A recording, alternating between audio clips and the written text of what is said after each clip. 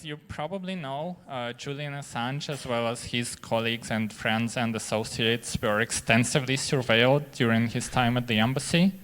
And our next speaker, Andy, is going to talk about procedural and technical details of that surveillance, which is what we are really interested in. That's why the room is full. So, Andy, technical aspects of the surveillance in and around the Ecuadorian Embassy in London. Please give him a warm round of applause.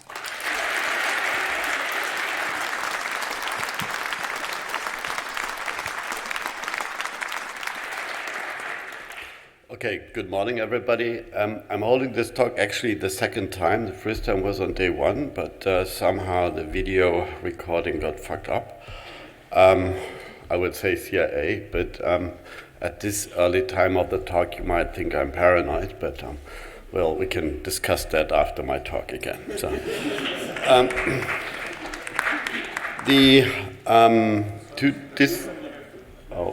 oh fuck. What's that? Open source. Anyone here who knows computers?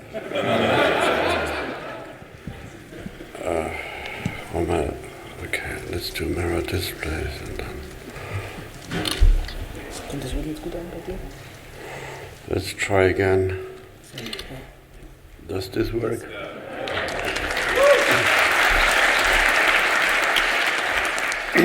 Okay, so the presentation does cover some, but no. Oh gosh, being awake on day 4. This presentation does cover some, but not all aspects of the surveillance. There is, of course, stuff happened on the wireless network, on the bound network. There was more things going on. There was an ongoing heat in the embassy, which made us think they might be using nanometer waves to look through the walls and from the ceilings above and below and so on. However, we are still getting documentation about other things. So this is like the state of affairs right now. I will probably make a long PDF explaining things with also more details later this year. Second disclaimer, what I'm presenting you is mostly stuff from a company called Undercover Global. They are subject to an ongoing lawsuit. The owner of the company and CEO has been accepting third-party instructions and a lot of money, and has been modifying the official protocols and technology used. He's investigated for violating laws of privacy, secrecy of lawyer as a client attorney thingy, whatever the English term is, bribery, money laundering, and so on. And also the Spanish justice has very officially started an investigation for spying foreign intelligence service, namely the CIA. At the time of the presentation right today, however, he's not charged. So this is a subject of ongoing things. And of course, we don't have the material from other intelligence services who have been working around the embassy, although we have some indications of what they have been doing. As this is a rather 80 slide plus videos presentation, I thought it's a good idea to give you a rough overview of what this is about. I'm trying to give you the big picture, the embassy overview, so that you understand the building, the rooms, and so on. The so-called Operation Hotel, that was the official task of the company at the time to protect the embassy against people intruding and so on, taking care of the guests, so they had their own terminology. The standard operation procedures in place, the modifications that, as indicated, David Morales instructed or got instructed from US intelligence to do. Overview of what they collected on visitors.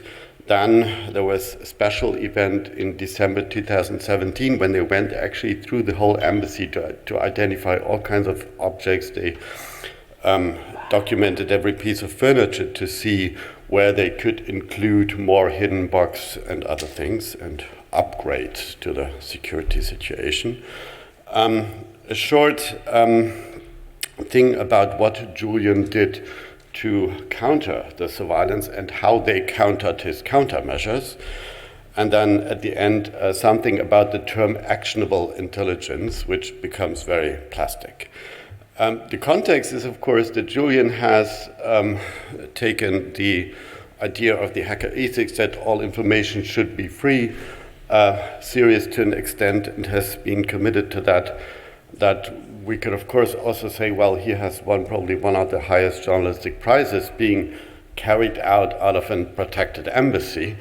That's quite a reward and quite a recognition that he and the people in power he exposed had the impression that they don't fit together on the same planet in this situation. However, the big picture is to make you understand the historic overview of events.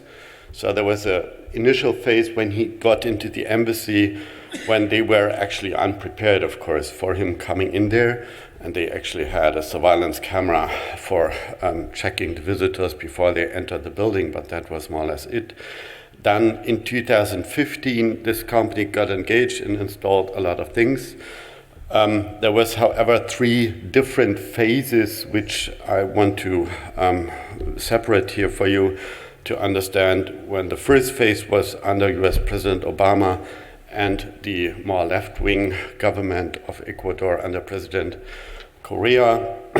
However, right at the beginning of the engagement of Undercover Global for the Ecuadorian Foreign Ministry to protect the embassy, he went to a security conference, or however, to Las Vegas, and presented his little company and the one customer they had. So that's so much about the size of the company. He presented like the one customer, the one project that was taking care of the embassy, and of course quickly found interested parties from the US security environment to boost up his career.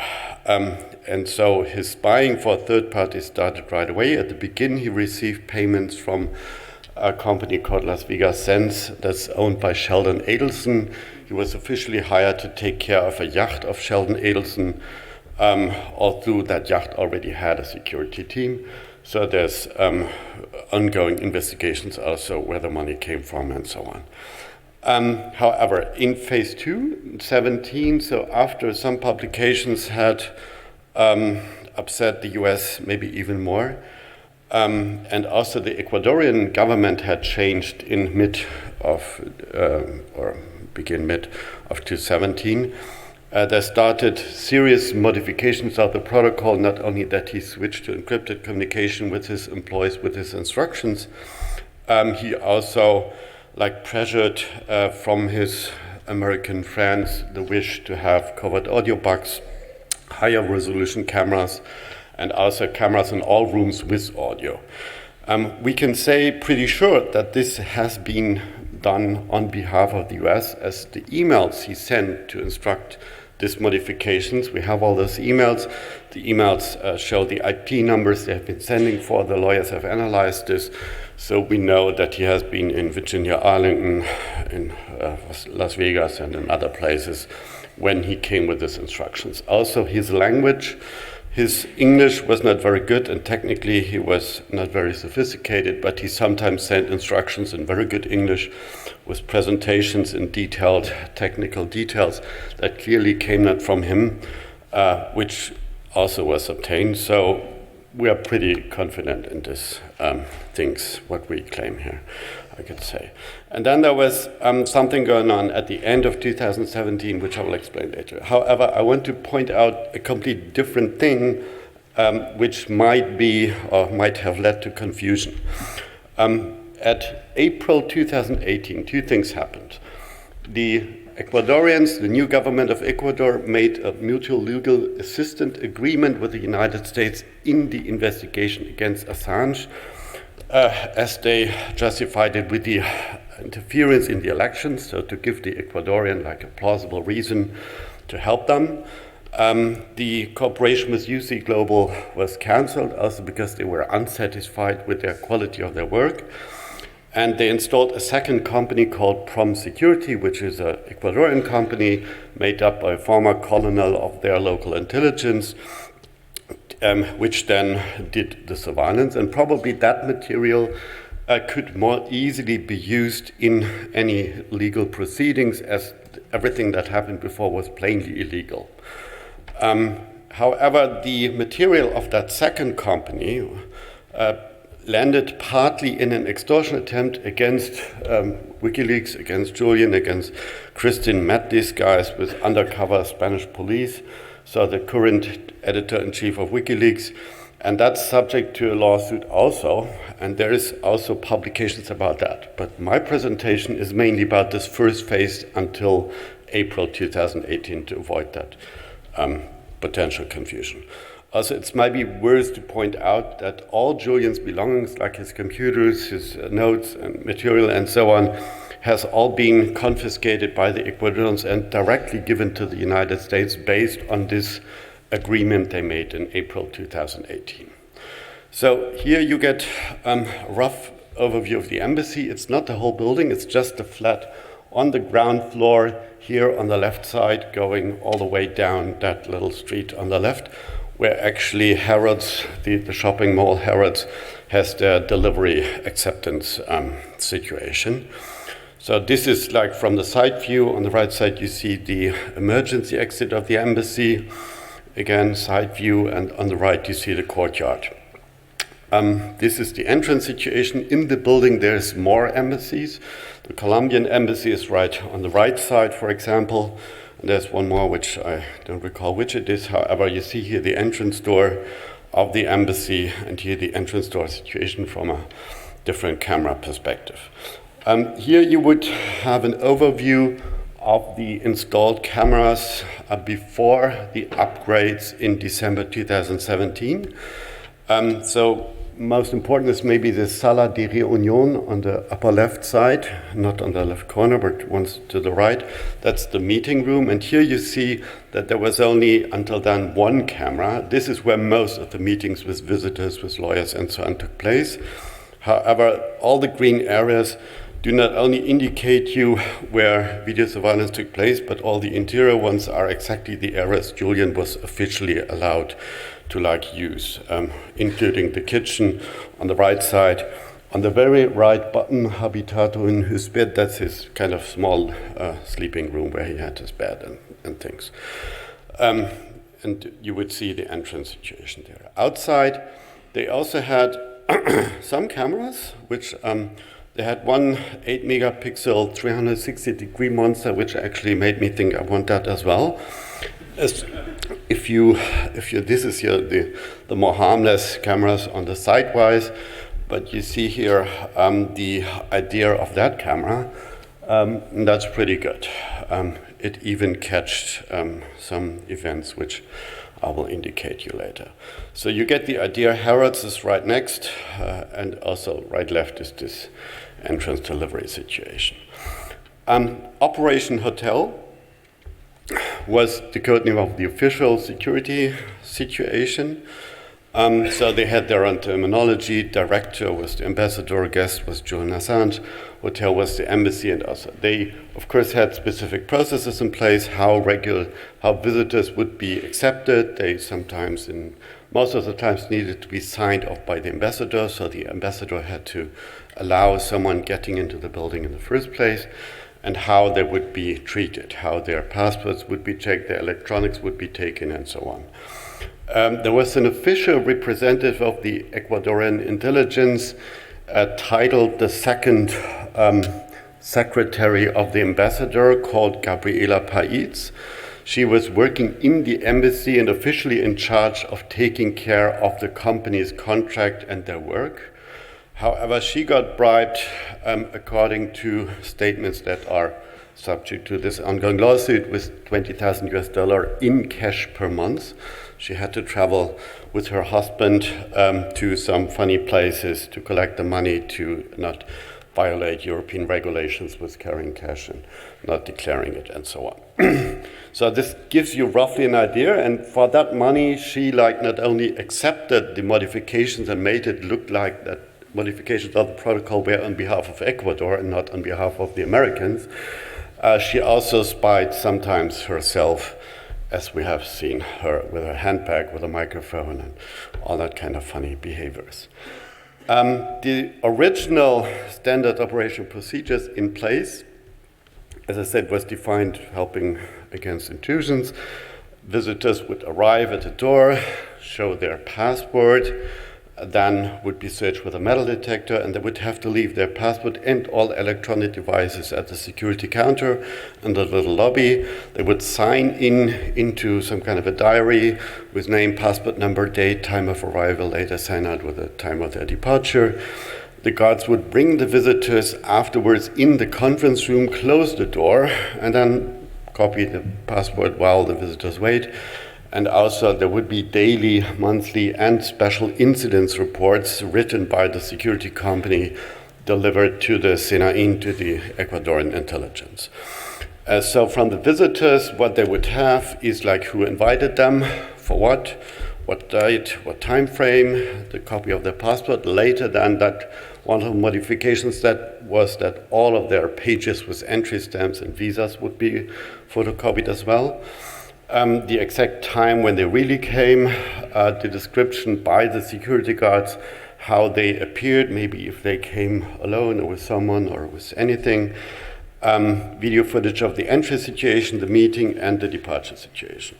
And as I said, extra incidents. So we would have a lot of material of passport copies, and this is an example of the entrance situation from November 16. This is one of the lawyers arriving, and you would see he just rang the door, came in, showed his passport, got briefly checked. And finally, on the upper left corner, you see one of the guards doing some upgrades on the cameras. Same time, but that's just how it was there. There was ongoing upgrades. So I don't have to show you the whole video, but you get the idea. He's being searched. His phone, he needs to give them. The guard also briefly checks his bag if there's maybe a recording device or so. This was also to prevent that visitors would bring any bugs or recording devices into the meeting. So it was meant to do also like protect June on behalf of them. This is like a meeting documentation. This is myself actually, but it's a little boring, and also I'm not a fan of inscenating myself, so I brought you the other one, which is the only positive slide I have. That's missing in action. She's a rapper lives in the UK, is originally from Sri Lanka, but here you have a cat. So that's of course more lovely than meeting boring data journalists, hackers, whatever. The third-party modifications for the access to the whole thing started mainly in beginning 2017, after also he switched to encrypted communications. Actually, the switching to encrypted communication might, by the way, also have to do with a regime change, so to say, in the United States, as the Trump administration was taking in power, and they were scared that different departments would interfere with them, each other. So it became a little complicated in their own threat modeling, paranoia, however you want to call it.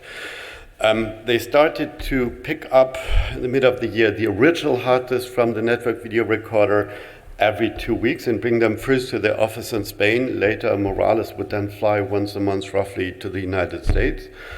We have his flight patterns and all the emails and so on, and he would deliver them, as he explained to the staff, to his American friends, and sending new instructions. Then in December they made this new cameras installation thing with sound, and they also started to optimize things.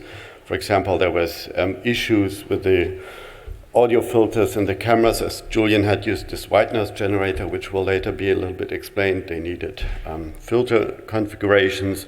Also, the Americans demanded to have a direct access on the streams coming into the office in Spain. So they installed it already in the embassy in a way that there would be two different access layers, one not visible to the Ecuadorians and one only for the Americans. We have, this is the one email I have there, I don't even speak Spanish, but where he clearly speaks about the access to the video stream, one for the Ecuadorians, one for themselves, and one for Party X. So the Party X is how he called in the references the American intelligence he worked for as well. And then they started to do other things, that they, for example, installed a little door phone at the door, so you couldn't just ring the bell and the guy would open the door. You had to actually speak your name. So, and also the guard, there was a little guard desk in the lobby area of the building. There would sit a guy, so he would hear your name. They would have your voice sample in the electronic transmission between this little door phone and the counter more or less right behind the door. That was something they did. Then the guards would start to just open the door to take your passport, take it in, close the door again. You would wait outside, and then in that time he copied your whole passport with all pages and waited for further instructions, then leave you in. The guards would start to photograph or note all emails and IMSIs of mobile devices that they took during your visit. And they would also sometimes take whole bags of visitors and search them, and I photograph all items. So I have like 3 examples of this. This is the most harmless, maybe national security correspondent of the Washington Post, El Nakashima's little collection of devices. It's my own collection with some cryptophones and a camera. And this is Italian journalist Stefania Maurizi, who, for what reasons, wherever she travels with all her USB stick collections, and I redacted this a little bit, but you can clearly see they took the SIM cards out to photograph the IMSIs of the cards and so on. So they wanted all that. Here you get an idea of the meeting documentations from December 17 on with the new cameras, which had also audio. You get the idea that the quality has drastically improved. And here I would say if you would zoom in, you could even read the notes of what they were writing, but we'll know that later. However, that was not enough for them. They had issues, as I said, with the white noise generator he installed in critical meetings. And they wanted improved audio quality, as when you didn't speak loud enough, these cameras being mounted on the ceiling were not good enough. So they made this survey to identify all kinds of options for additional hidden microphones and also of the network equipment. So here you see actually where they ended up later. This fire extinguisher played then the main role. He has this PVC bottom thingy. They put some of the plastics out and installed a bug in there that was working beautifully, as it was also like from the room level next to the heads of the people speaking in that part of the room. The only issue they had is that it was a battery-driven model, and they had to replace the battery and the SD card, which they did then every 12 hours, 26 minutes actually. That was the capacity of the thing.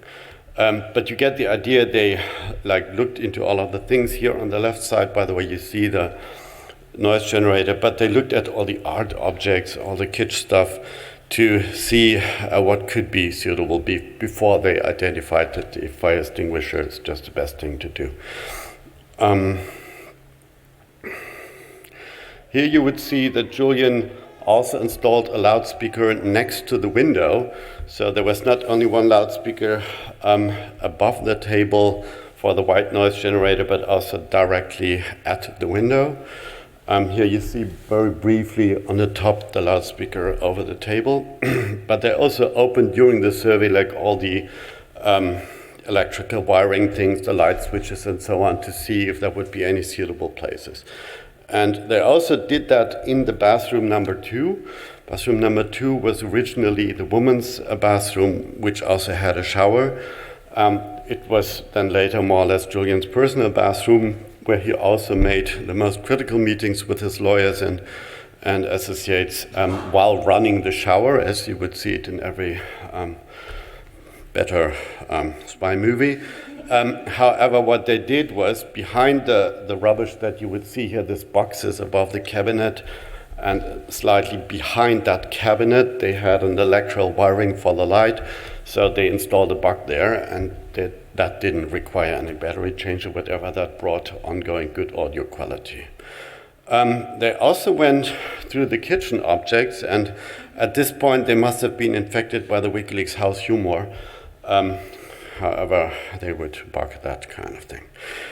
The other aspect that Morales discussed with the staff working in the embassy once when he came back from his travels was that he asked them if they could think about a way where they would accidentally leave one of the doors open so that the Americans could come in and kidnap him.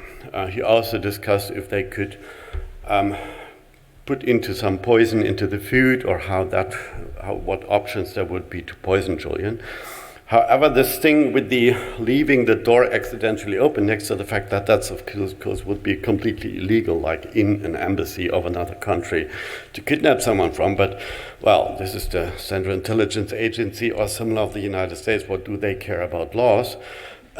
So what they did was provide a documentation of all the doors, all the locks. They went through the whole thing to think about how such a kidnapping take place. They even made a little video showing like the way they could move from this emergency exit or from a window and get in. So I have this little video, and you get here the idea of the way it could work. And yes, the reflections allow us to identify the person who did it.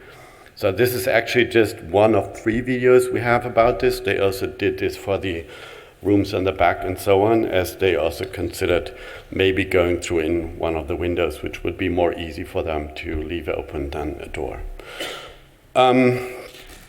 So this is still part of that plan, like name all the doors, windows, identify, here's some kind of rain tube or whatever, which they could use to maybe come from above, label all the windows, so to get an idea.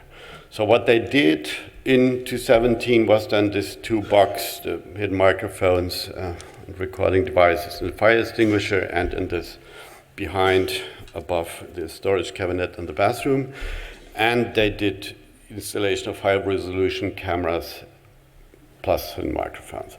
They, however, also discussed that they wanted one more room, and that's the front room where Julian had, it's the former library, where he had a bit of a room not for visitors, but to work with himself and with his staff. That room was a little bit hard for them to target. They would have to be going through the ambassador's room, which was corresponding to it. So they looked into stato microphones to watch through to listen through the wall. In order to do that, the Americans also asked them to take like a spoon or a knife and bring them scratch some parts of the wall so that they could identify the material from which the wall was made, in order to identify which drilling machine they would have to use. They have extremely slow drilling machines, which you put like in a suitcase next to a wall, and it takes 8 hours for 3 centimeters, but it makes no noise, okay? And that's the way they would have used this kind of things. Here again is just the places of that hidden microphones. And here is some, as they documented their work, here's some video documentation or photographic documentation of the installation of the upgrades of the camera with audio. So this is the upgraded diagram of the camera installation. You would see all the interior cameras are 4 megapixels now, and the conference room has 2. So in both corresponding sides to cover really the whole room. So I don't switch back and forth now between the other slides, but you would have seen that there would still have been small areas of the room which were not covered. This was like full room coverage of wherever he would be allowed to go to. So this noise generator, however, that Julian installed made them quite some headache. It worked pretty well. However, other people pointed out to me also, and it is true, if you sit in a room with this white noise generator, you get headache. It's not nice. I mean, yes, it works, and it prevents them bugging it, but it's also pretty tough to do that for 1-2 hours.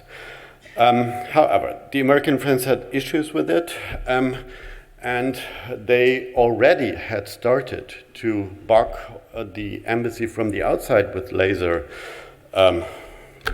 reflecting microphones, meaning the vibrations on the glass of the windows would be used.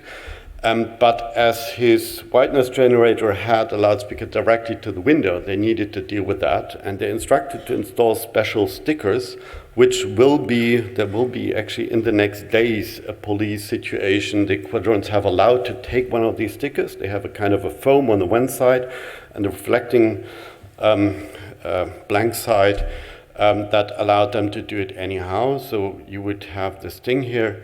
And here, unfortunately, I do not have at this point a very good picture of this stickers itself, but you would see here their documentation that they installed in every window, not only that of the conference room, one of these stickers that allowed them to deal with a laser outside.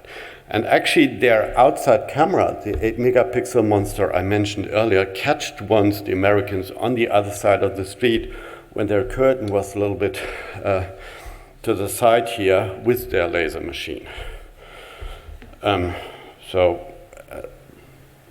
You get here the idea that is not a camera. There's of course other things that happened as well. This slide is more actually for your entertainment after the rather depressive technical text. They also did sometimes normal things. Was not only spying on behalf of the Americans, but most important and most depressive is actually what happened on end of 2017. End of 2017, the government of Ecuador, the new government had already been elected, but the new government was not in office.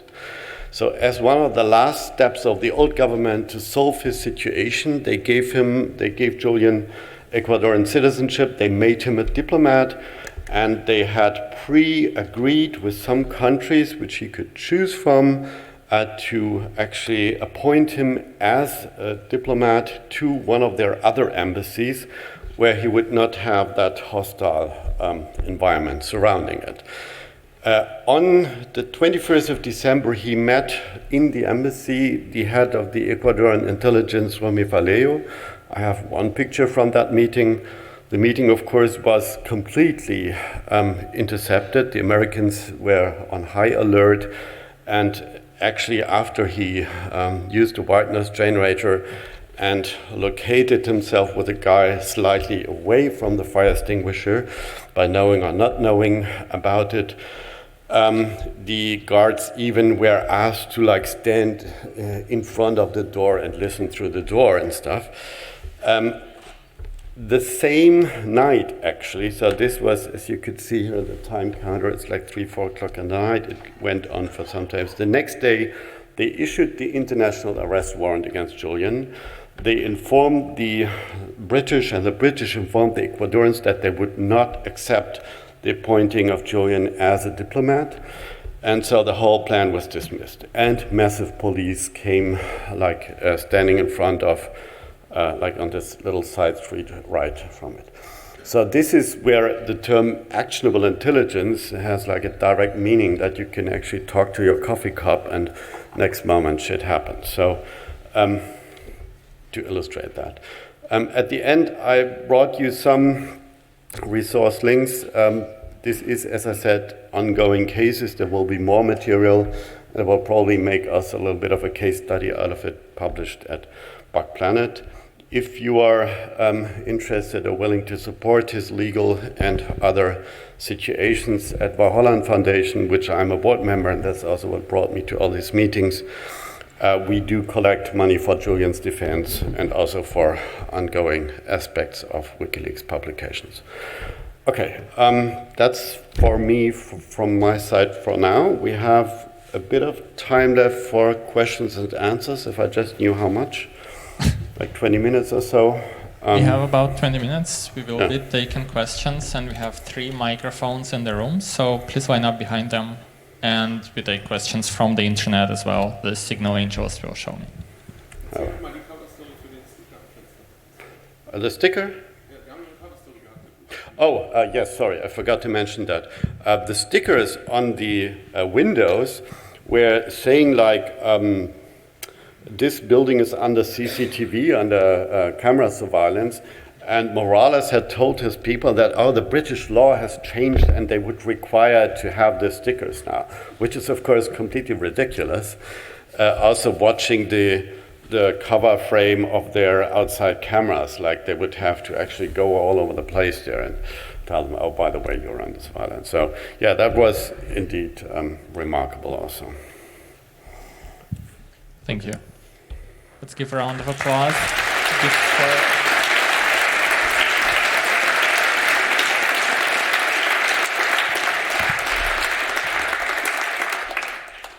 Thank you again for the very insightful talk. Sure.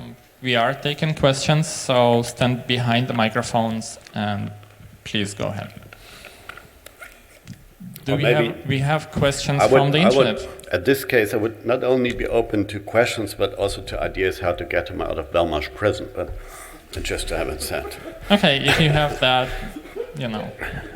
We're going to take a question from the internet.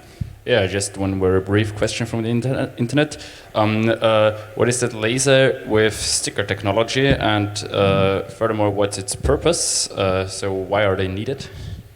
Okay, maybe I wasn't making it clear enough. The stickers would have a reflecting surface to the outside, but the way they're glued to the window would somehow detach them from the inside noise. I don't know how it works at this point. In that detail lab, we will have one of these stickers in the next weeks, and we'll be able to study it. But it somehow seemed to help the Americans with their laser technology to take the audio from the vibration of the voice generated or transported through the glass of the window. Thank you. It appears we have no more questions, or everyone is too scared to ask one. We are distributing face masks, if that's the case. Yeah, maybe I want to... There is someone. Yeah. Hi, you're brave. Yeah. Go ahead. Can you hear me? Hello? Yes. Okay. Without revealing your thoughts, how did you even get all this information, so the video surveillance cameras and all these details? Well, subject to lawyers' advice, my answer is that I'm an investigative journalist and I don't talk about my methods and sources. But I leave it up to your fantasy. As I said, this material is subject to an ongoing lawsuit. So it is also in the hands of the Spanish prosecutor. And maybe just very little comment, because I discussed this also with Julian and others.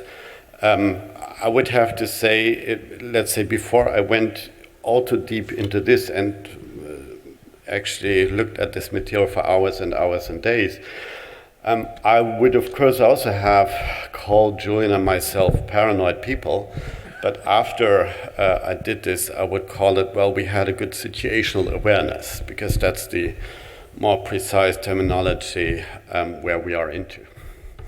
Okay. Thank you.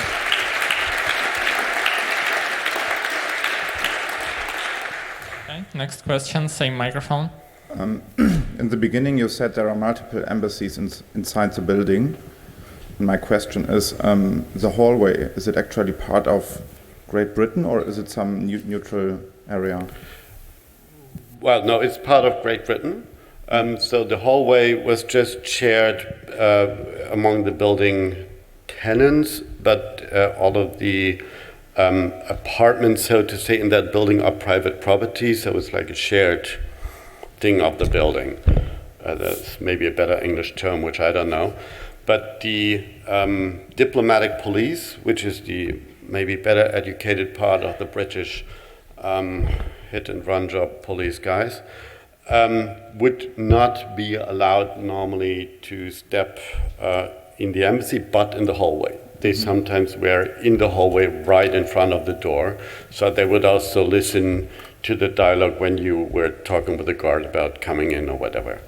And of course, there was, in the first months of his stay, or even years, there was this ongoing police situation with actually the police that sometimes in winter they must have got a bit cold, and they installed a van there saying police conference, which was probably suitable for 12 people, had fancy antennas and cameras all over. So they had this ongoing police conference right in front of the building.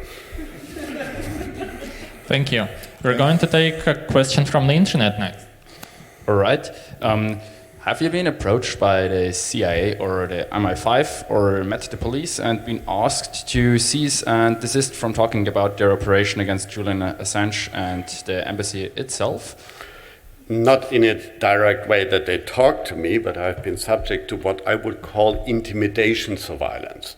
So there is covered surveillance, that's when they are hiding their stuff and you see maybe a camera at a border point or whatever. Intimidation starts for me when I'm, for example, coming in the early morning hours to Airport London Heathrow, come to the immigration counter, the guy takes my passport, sees something on the screen, starts to ask me actually the same question 3 times, but he doesn't even listen to my answers, like where are you going, what's your occupation? He's asking it again, and you're talking to a maroon or what's going wrong here?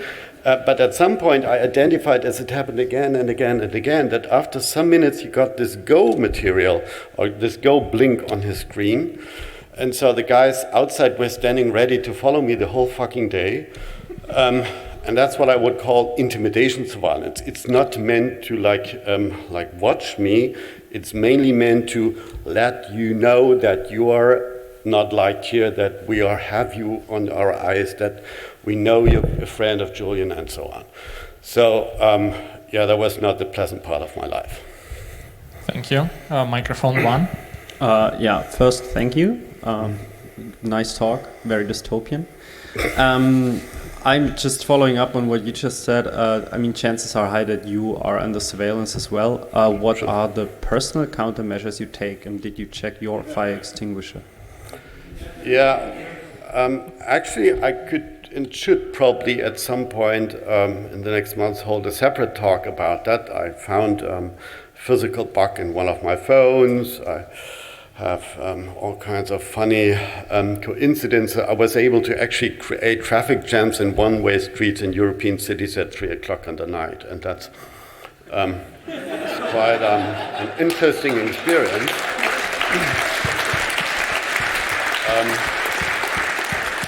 And at some point, you maybe get used to it. You think, well, okay, that's how it is. But of course, it is a bit of a loss of quality of life, and also you are becoming a little bit different in your behavior towards other people. But as I said, unfortunately it's situational awareness, so you can't be careful enough in such a situation. Basically, if you look at it from a balance of budget or balance of measures or options point of view, they have an endless astronomy military budget. We have encrypted email, OTR, and maybe cryptophones. So basically, my assumption has become that they know what I'm doing, and I'm not doing anything illegal anyhow. But the whole case against Julian, and after you have studied all this material, which includes the pictures of the bathroom, right? There was an audio bug also in the bathroom area and so on with these cameras. I think for me it's pretty clear this is not about him having violated any laws. This has nothing to do with law enforcement. This is a political case, this is intimidation, and it is that they want to set that precedent, that they want to actually hang him on the highest tree and let us all aware, don't try to connect the internet with the secrets, as we don't like that.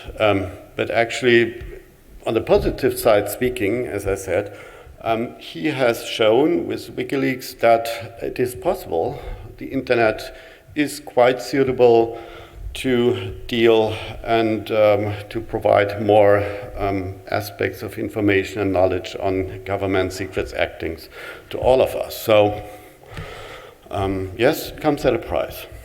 Okay, this is getting more dystopian by the minute, but Sorry for let's that. see if we can go Sorry even for that. scarier. Microphone 2.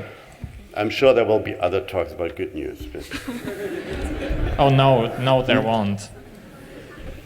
Yeah. Thank you so much for the presentation. The details were really important, to see, have a concrete image of what surveillance looked like in the embassy. And as you mentioned, all what happened was in complicity with the Ecuadorian embassy. Even if also you said that it's not really related to law enforcement, I'm really curious from a legal perspective if there is any way, and there are ongoing cases, if there is any way they could get away with it. Are there any things that they can do or defend or argument just to make this okay? I don't know, national security reasons, whatever, not consider it, as a violation. Thank you. Okay, so what I can say is that the Spanish lawyers of Julian are currently with high pressure also working together with the state prosecutor and examine the evidence. So the owner of the company was briefly arrested. He's out on bail. His company compound was searched, computers, USBs, hard disks were seized, and so on. And that's all stuff that's being worked on right now because it might be very important for Julian's main extradition case, as it clearly demonstrates that the United States or some entities of the United States or being located in the United States have violated his ability to prepare his legal defense in a fair way. And that might be a main argument. However, and I've been talking a lot with these lawyers, they say things like in any normal case, this would be the end. But this is Julian Assange and the UK government on behalf of the American government, so we'll see what happens. No one expects a fair trial here. And I mean, also the fact that he's kept in solitary confinement for 22 hours a day in a high security prison that's normally for terrorists, organized crime and murders, while being none of that, shows clearly that this is not a normal case here. This has nothing to do with normal justice. The United Kingdom ignores the United Nations finding on torture about his psychological state, as he has been, of course, through a total different journey. For him, it was not only knowing about this surveillance, it was also the unknown of, can I ever expect a fair trial? Well, will they want to kill me? Or will it just be orange base jumps in Gitmo or whatever? So he, of course, has issues through that, but the UK ignores, as I said, the United Nations. So in theory, we should all be outraged completely and stand in front of at least British embassies for the moment to demand that his prison conditions are being humanized, as totally independent from the fact if the court will find him guilty or if the extradition will place. The fear is that he's kind of being killed right now as we speak. Thank you. Microphone 2. Hi. Do you know if that Spanish company is still responsible for the security installation at the Ecuadorian embassy in London? No, maybe you missed that slide. They have been brought out of their contract has been cancelled in April of 2018, and this other company, Prom Security, took over. Okay, thanks. Thank you. One more question. What I can also say is that that's maybe an important aspect, some of the employees of UC Global, which have been working in the embassy and had their 8-hour shifts there, have become protected witnesses of the Spanish justice to testify against Morales. They were not happy what they were doing. They understood at some point that this was on behalf of American intelligence violating the official contract they had been working under. So there was some resistance. There is the option that some of this resistance also had to do that the owner of the company got a lot of money every month for this, but did not share that money. that might have played into it, but some of these guys also were not happy, as they were like sitting in the same rooms with Julian the whole day and talked with him, of course, also. Thank you. One more question from the internet. Hi, internet people. How do you explain the huge effort, besides the intimidation you mentioned towards you, that motivates the USA to take these dubious and very ambitious steps? So maybe just to ask one more question too. So how many intelligence officers do you think then are in this room right now? Okay. So the first question was, I'm not sure I fully got it, why they're doing this? Yeah. I mean, I could also have introduced me the other way. I could have said, I don't need to introduce myself. Go to the Mueller report, see page 47. I was suspected due to my multiple visits, and actually, look, I brought Julian food, I brought him clothing, I brought him computers, USB sticks in like packages, all kinds of things. I will never be able to prove what I not brought him due to the amounts of my visits there. So the Washington Post came at some point and said that they had multiple intelligence sources from several countries, that I was the person who brought Julian the DNC emails on a USB stick. And I said, like, wow, what a bullshit. But as I said, I will never be able to prove that I wasn't doing that. My taking of it is, as I'm in a small foundation called Wau Holland Foundation, one of the 5 board members, and actually I'm kind of working in that project area for freedom of information. And I was the contact person to Wikileaks and to Julian for many years. So they maybe just do follow the money and want to kill it. I mean, would not be a surprise that they want to kill like Wikileaks also as a publication agency and not Julian Assange only as a human being. So here you go, one theory. There's of course many others, but I guess they're pretty generous and the budget they have to deal with this is pretty big. So, and of course I'm not the only one that's being followed and so on. The other question was? Yeah, how many intelligence officers do we have here in this now? room?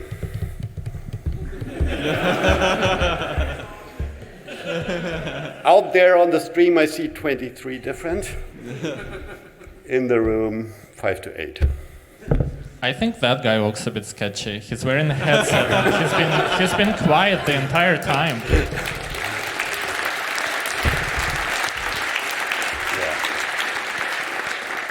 Yeah, what can I say? I mean, openness protects from being blackmailed, maybe. That was Wau's idea about it. But of course, not all aspects of WikiLeaks can be subject to full disclosures. There's sources to protect, there's people who have lives to protect, who help with all kinds of things. There's journalists who sometimes bring more things from funny sources. So there's all kinds of things that, as a media project, you would want to protect normally. Under these circumstances, however, it's a bit tough. Okay. Thank you. There is a person next to microphone 1, and I don't understand if you actually have a question or you're there to just answer, maybe. You have a question? Yeah. Are you CIA? I hope not. Then we're not. Okay, we're not interested. Microphone 2.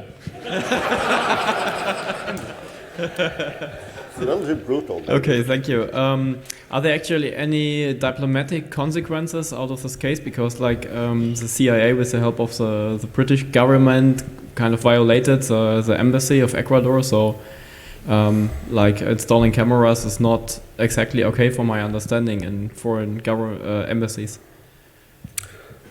Well, I would think that in any normal European country there would also be investigation, like official investigation, maybe even by other embassies in the building and so on after learning these things. The UK seems to have just decided not only to get out of European Union but also to become more of a colony of the United States, if they have not been that all the time.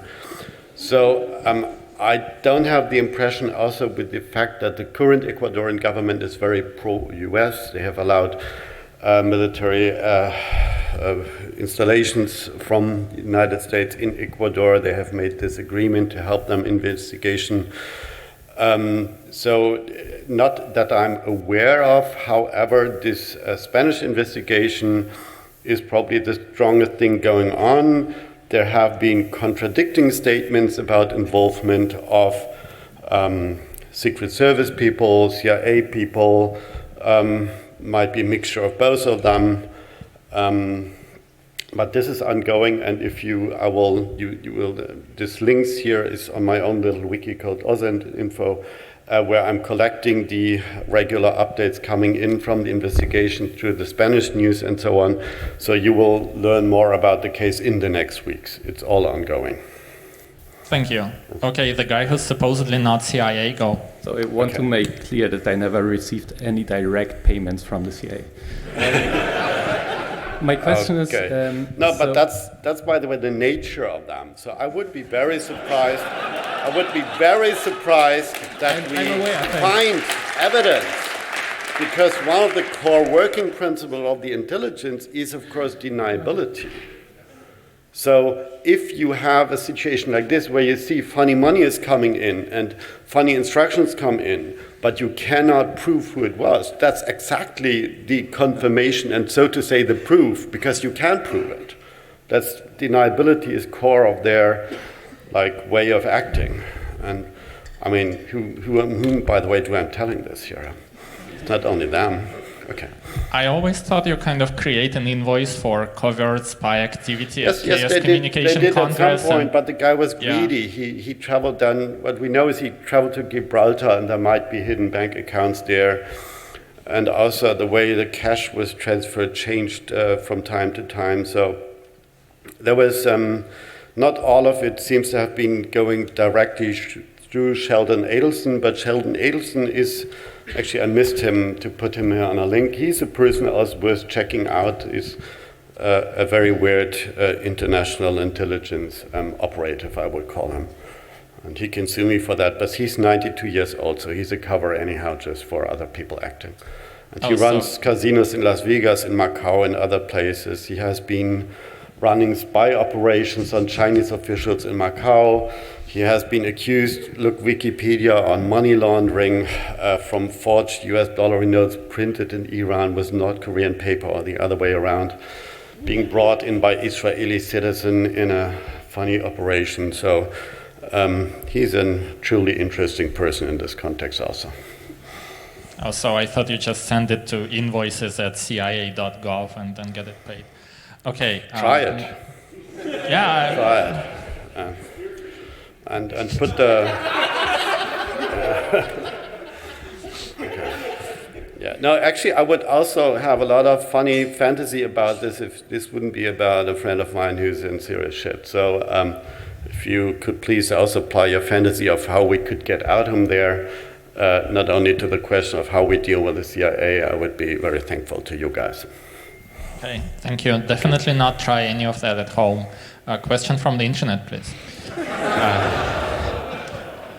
The internet asks, what will happen to Wikileaks as an organization in case Assange gets a life sentence? And since I'm not sure this is the last question from the internet wants to say that it really appreciates your willingness to do the talk again. So thank you for your courage. Okay.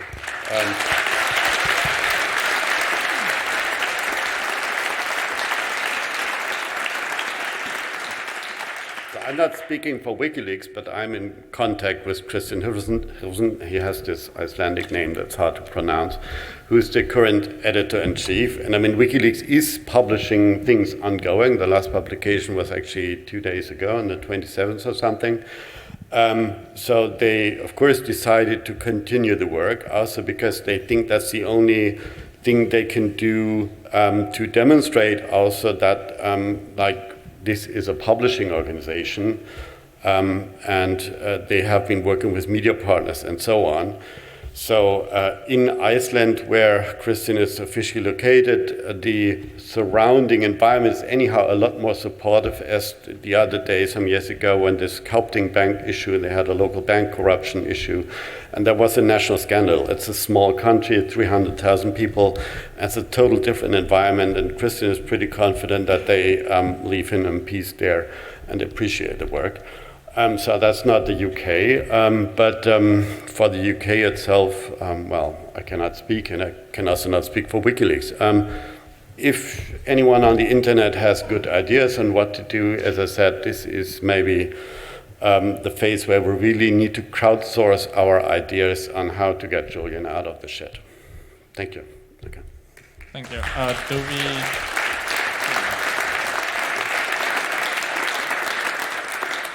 Do we take a question from the guy who's definitely not CIA? Okay, go. Okay, so we have suspected for a long time that there was a secret request for extradition for Julian and that he was under surveillance, but there was no proof until now. So the general public and most journalists dismiss this as conspiracy theories. Now that it's out, everyone agrees, okay, that this was obvious. So this was situational awareness, yes. Yeah. So how can we help the next Julian, which we are not sure yet that he's definitely under surveillance, to raise awareness of such a situation? Well, I mean, in theory, as far as I know, the publishing activities of Wikileaks are not illegal, have not been illegal. At least, yes, there's ongoing investigations, but these ongoing investigations are around the question of how sources were convinced to be a source. So there's this allegation that, for example, Chelsea Manning was instructed to do something in order to submit the stuff in order to publish it later.